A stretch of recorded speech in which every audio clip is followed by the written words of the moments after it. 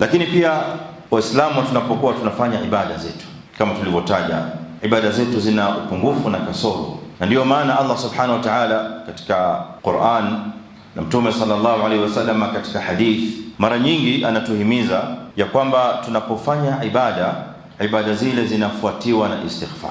Saa zingine unaweza kustajabu au kushangaa, mbona tunaambiwa tulete istighfar wakati nimefanya ibada, sio kwamba nimefanya maasi.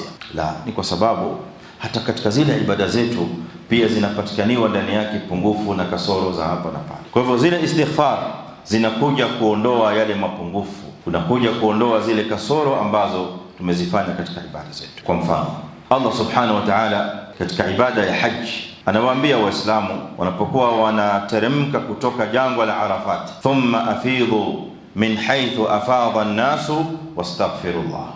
Waislamu wapo katika ibada ya haji, wametoka Arafat wanateremka. Sasa Allah azza wa jalla anawaambia thumma afidhu min haythu afadha an-nas, kutoka ifadha, kisha wanaambiwa wastaghfirullah, na mulete istighfar. Ndani ya ibada ya hija Allah subhanahu wa ta'ala anatuamrisha tulete istighfar kwa sababu ya yale mapungufu na kasoro nyingi ambazo zinaweza kupatikana katika hija zetu.